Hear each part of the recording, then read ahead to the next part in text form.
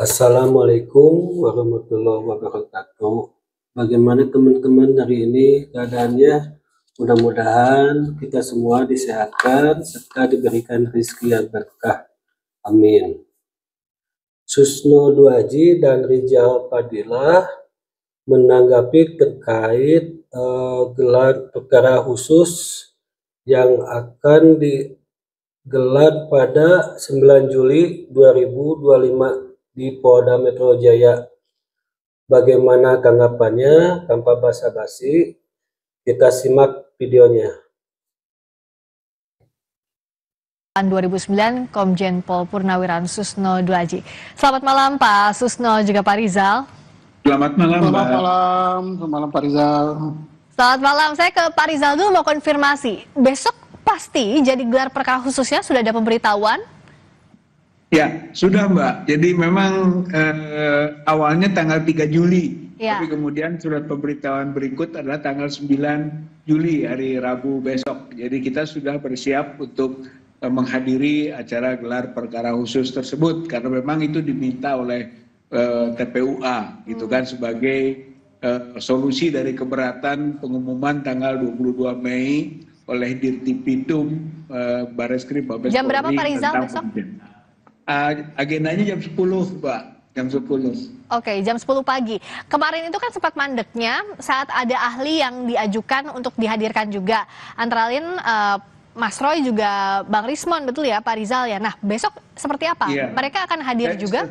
Saya kira itu harus hadir karena walaupun bagaimana kita diberi kesempatan kok dalam surat itu saudara dapat menghadirkan pihak-pihak yang dibutuhkan untuk mendukung proses gelar perkara khusus tersebut. Jadi kita diberi kewenangan membawa siapapun gitu dari pihak TPUA. Lagi pula bahwa Dr. Rismon, Dr. Roy Suryo itu di samping memang ahli, juga memang sudah merupakan kebersamaan dengan TPUA ketika berangkat ke UGM dahulu bersama-sama 5 nama kita masukkan, 3 yang memang advokat, 2 yang memang dari alumni UGM, yaitu Dr. Roy Suryo dan Dr. Rismon. Jadi sebetulnya bukan hanya sekedar ahli lepas, keduanya itu adalah memang satu kebersamaan dengan TPUA dan TPUA diberi hak. Gitu, karena pihak pelapor misalnya melihat Roy Suryo maupun Bang Rismon itu sudah bagian dari TPUA, itulah yang jadi persoalan, dianggapnya tidak netral begitu dan juga tidak terkait dengan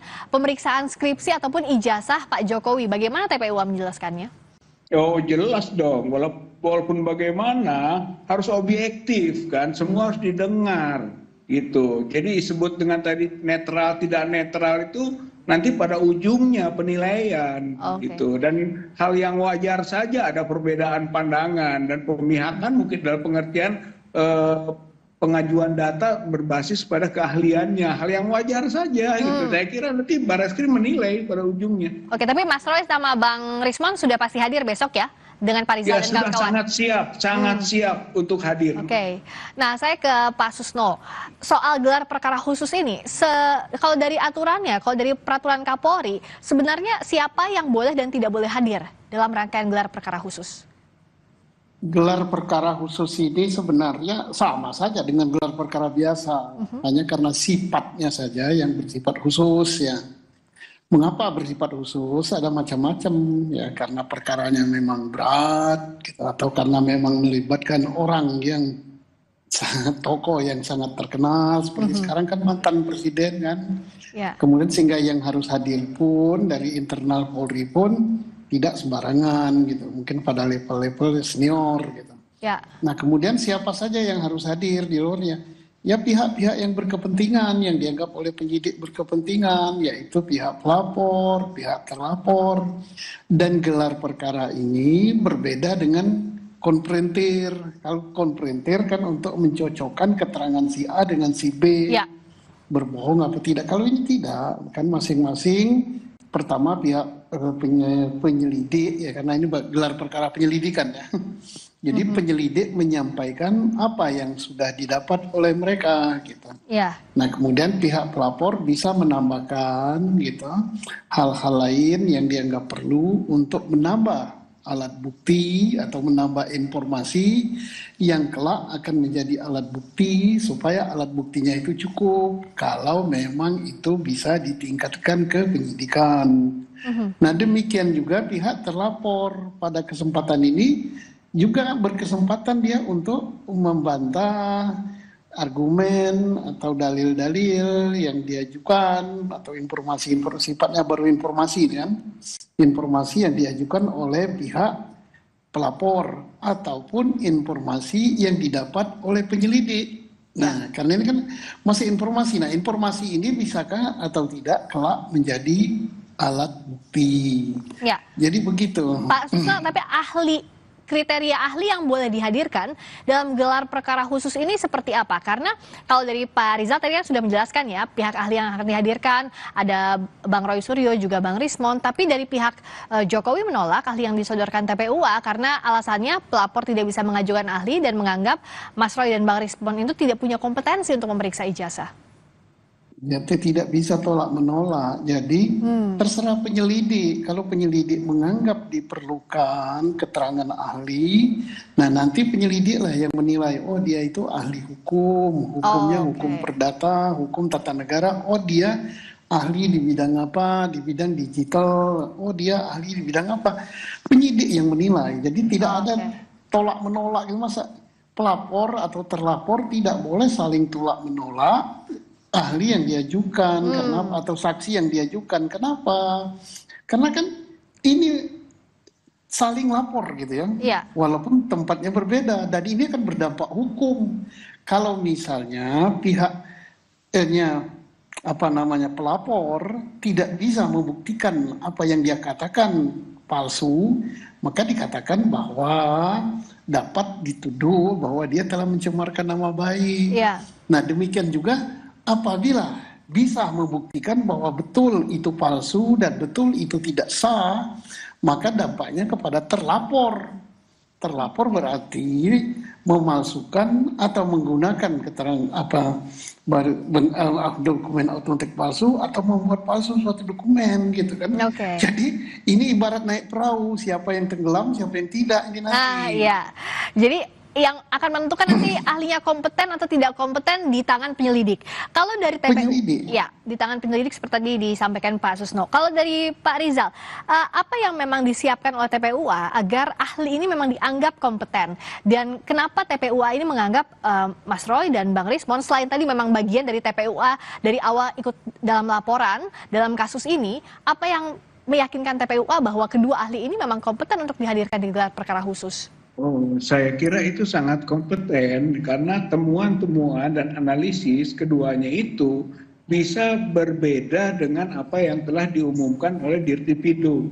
Misalnya, menurut Dirtipidum kemarin dalam pengumumannya, itu ijazah Joko Widodo itu identik dengan 3 ijazah temannya, gitu, tanpa menjelaskan siapa temannya. Itu kan hanya menyebut identik saja. Sementara analisis ataupun yang sudah ditemukan oleh Dr. Roy ataupun Dr. Rismon yang juga sudah diambil sebagai bukti hukum oleh pihak TPUA dan sampai ke Bareskrim juga menemukan 3 lagi ijazah temannya Joko Widodo itu yang tidak identik dengan Joko Widodo. Saya kira menjadi sangat prinsip sekali di situ. Ada nama Pronojoyo, ada Pronojiwo, ada nama Hari Mulyono, ada Sri Murtiningsih, itu teman seangkatan semua, ijazahnya tidak identik itu dengan Joko Widodo misalnya. Jadi sangat mendasar sekali keberadaannya dan hasil kajiannya untuk didengarkan oleh pihak penyidik gitu kan, atau penyelidik atau pihak karawasidik yang memimpin gelar perkara khusus ini. Nah, Pak Susno, sebelumnya kan Puslapor sudah menyebutkan bahwa ijazah Pak Jokowi identik. Nah, di gelar perkara khusus ini apa yang bisa dibuktikan? Bagaimana mekanisme pembuktiannya untuk membuktikan sebaliknya, misalnya kalau dari versinya TPUA atau menguatkan apa yang sudah disampaikan Puslapor kalau dari pihaknya terlapor? Saya kira gelar perkara besok tidak akan berkutit kepada hasil pemeriksaan laboratoriumnya. Memang objek perkara ini adalah ijazah itu yang dilaporkan diduga palsu. Tetapi di dalam gelar perkara itu tidak terbatas hanya ke hasil pemeriksaan laboratorium. Oke.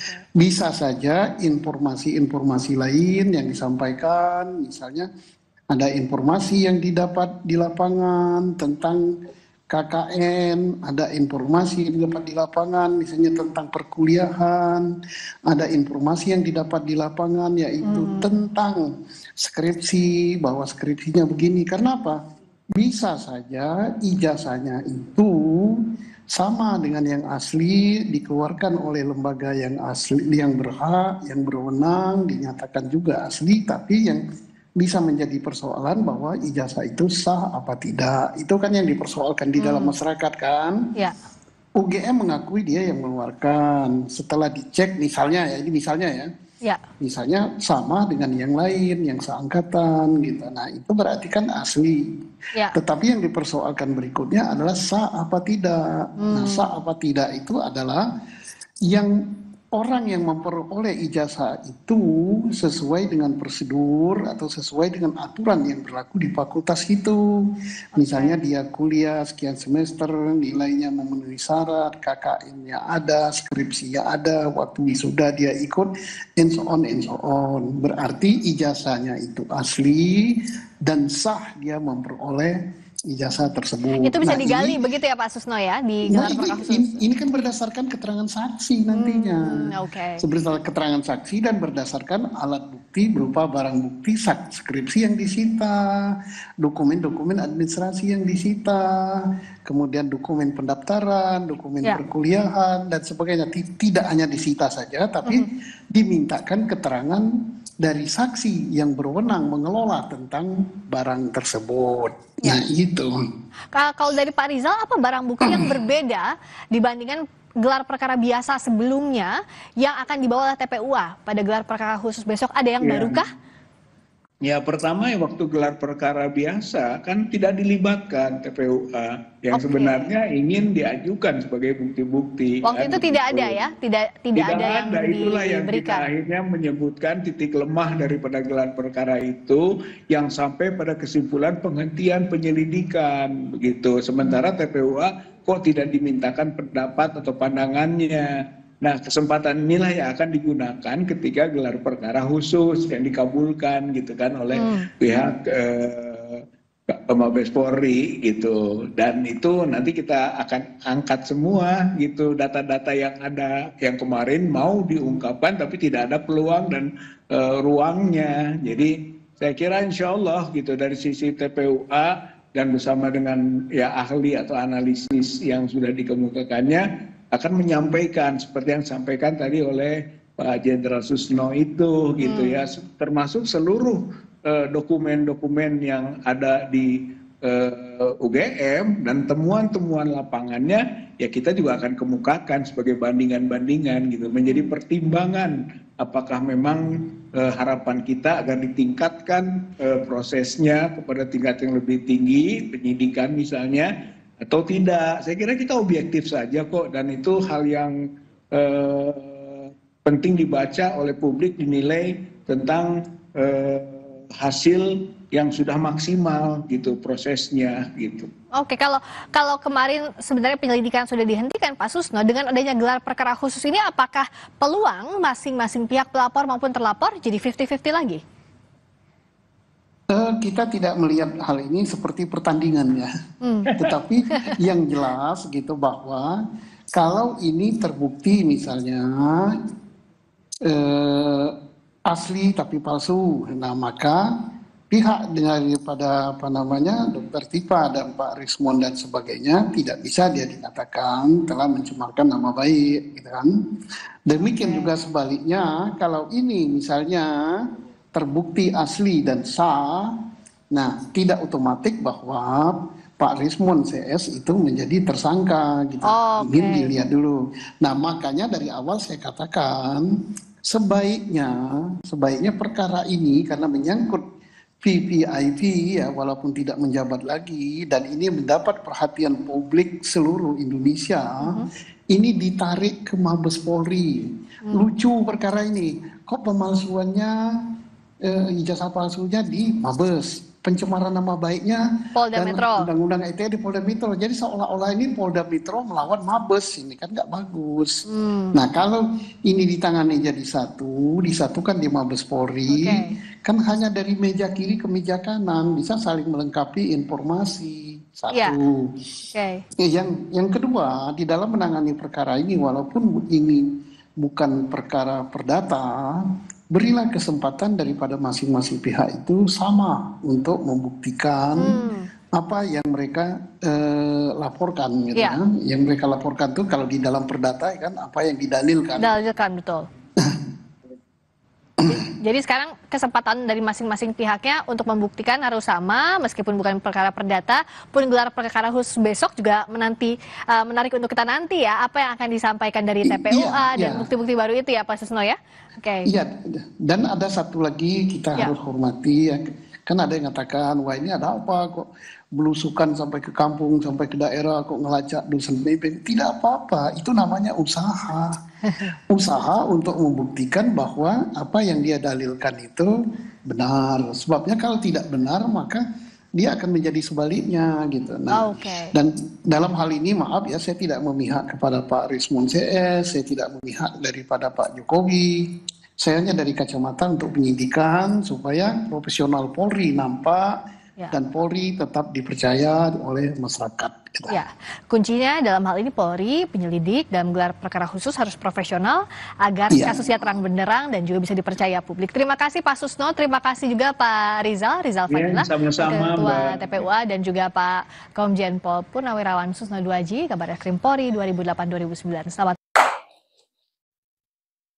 Nah itu videonya, bagaimana menurut teman-teman, silahkan pendapat kalian ditulis di kolom komentar, jangan lupa juga di subscribe dan di like. Assalamualaikum warahmatullahi wabarakatuh.